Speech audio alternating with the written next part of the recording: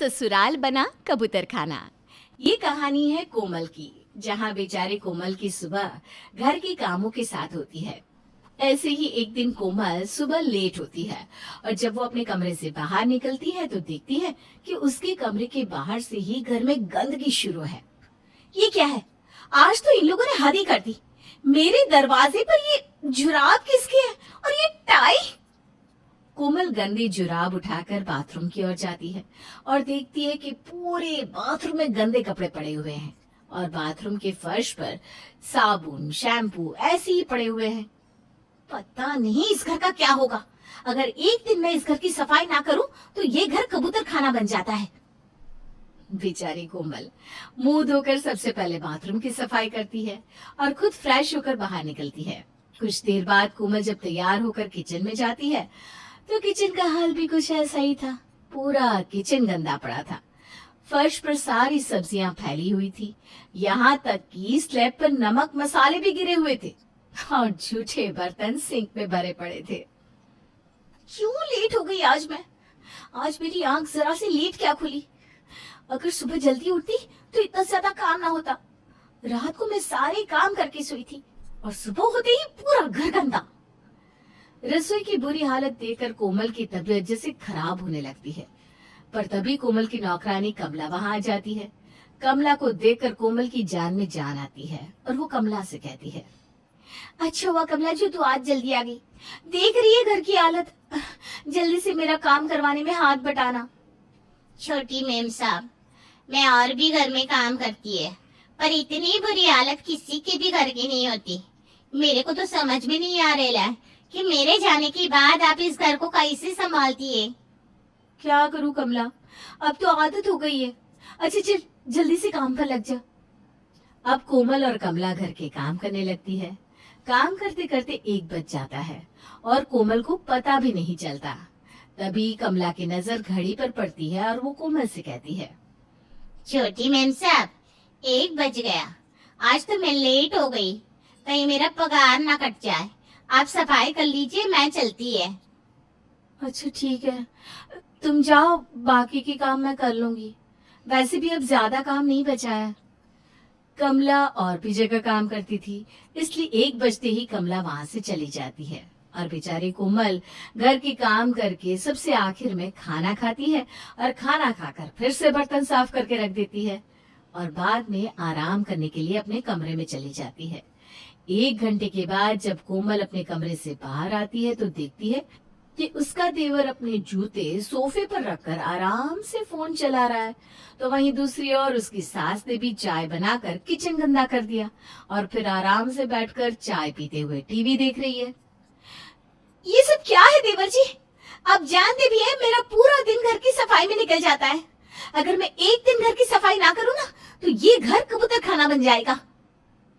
अरे बहू क्या हो गया? क्यों मेरे बेटे पर भड़क रही है? आखिर मेरे बेटे की गलती ही क्या है? वो भी तो थक जाता है। अरे भाई वो कॉलेज से आया है। माँ जी मैं भी थक जाती हूँ, पर मैं क्या कभी अपने बारे में सोचती हूँ? अभी अभी मैं घर की सफाई करके आराम करने के लिए बैठी थी, पर आप माँ बेटे ने फिर से पूरा घर गंदा कर दिया। माँ जी देवर जी का तो समझ में भी आता है, पर आप ऐसा कैसे कर सकती हैं? कोमल की बात सुनकर कोमल की सास मुंह बनाकर वहां से चली जाती है, पर कोमल का घर के कामों में हाथ नहीं बटाती। समय यूं ही बीतता है, पर कोमल के ससुराल वाले नहीं सुधरते। कोमल अपने पति से भी विनती करती है कि वो सारी चीजों को सही से रखे, पर वो भी नहीं सुनता। ऐसे ही एक दिन बेचारी अकेले घर का काम कर रही थी, तभी उसकी पड़ोसन सुनीता वहां आती है और घर की गंदगी देखकर कोमल से कहती है, आय हाय कोमल बहू, तो घर में साफ सफाई नहीं करती क्या? तेरे घर में कितनी बदबू आ रही है और पूरा घर कितना गंदा पड़ा है, सामान भी बिखरे पड़े हैं। क्या बताऊं आंटी जी, मेरा तो पूरा दिन घर के कामों में ही निकल जाता है, पर इस घर के लोगों के अंदर जरा भी साफ सफाई नाम की चीज ही नहीं। बेचारी नौकरानी भी परेशान हो जाती है सफाई कर करके। कई बार तो वो दूसरी जगह जाने में भी लेट हो जाती है। अगर ऐसी बात है बेटा तो अपनी सास को लाइन पर क्यों नहीं लाती? तेरी सास अगर लाइन पर आ गई ना तो तेरे घर के सारे लोग भी सुधर जाएंगे। अब बाहर के लोग भी कोमल को उसके घर की गंदगी के बारे में बोलने लगे थे, इसलिए कोमल भी सुनीता की बात मान जाती है।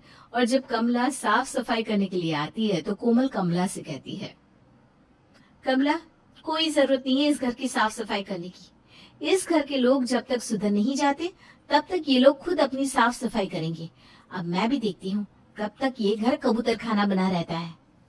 कोमल के कहने पर अब कमला भी आती और बिना काम किए चली जाती, और कोमल भी घर के किसी भी काम में हाथ नहीं लगाती, जिस वजह से घर की गंदगी बहुत ज्यादा बढ़ जाती है। अब बाथरूम में नहाना भी मुश्किल हो जाता है और किचन में खाना बनाना भी। अरे बहू 3 दिन हो गए तूने रसोई की सफाई नहीं करी, कदम नहीं रखा जा रहा रसोई में। कितनी गंदी हो गई है रसोई, 2 दिन से मैंने चाय भी नहीं पी। क्या माँ जी, साफ तो है। अगर आपको ऐसा लग रहा है कि रसोई बहुत गंदी है तो आप खुद रसोई साफ करके अपने लिए चाय बना लीजिए। कोमल भी अपनी सास की तरह जवाब देकर वहां से निकल जाती है। कुछ देर बाद कोमल का देवर नहाने के लिए बाथरूम में जाता है।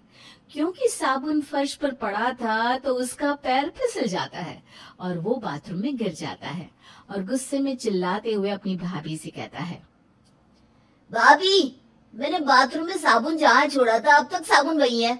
मेरे सारे गंदे कपड़े भी बाथरूम में है और बाथरूम कितना गंदा हो रखा है, मैं कैसे नहाऊंगा? आपकी वजह से मैं गिर गया, पता है कितनी चोट लगी है मुझे। देवर जी, चोट आपको लगी है तो मुझे कैसे पता होगा? और वैसे भी गलती आपकी है, मेरी थोड़ी ना। अगर साफ बाथरूम में नहाने का शौक है तो बाथरूम खुद साफ कर लीजिए।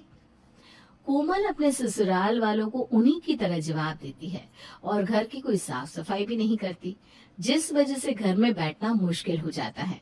और आस पड़ोस के लोग अब कोमल की सास को कहते, अरे बहन, तुम्हारा घर कितना गंदा पड़ा रहता है, इससे तो अच्छा कबूतर खाना होता है। अरे जिस घर में रहती हो उस घर की थोड़ी तो सफाई कर लो। तुम्हें मेरे घर में ताका झाकी करने की जरूरत नहीं है, मैं अपने घर की सफाई अच्छे से कर सकती हूँ। बड़ी आई मुझे बताने वाली। कोमल की सास सुनीता को तो जवाब दे देती है, पर पूरा मोहल्ला अब उसके घर की गंदगी के बारे में बातें करने लगा था।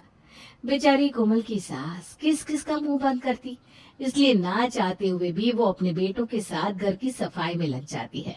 और एक दिन जब घर की सफाई करती है तो इसकी अकल ठिकाने आ जाती है।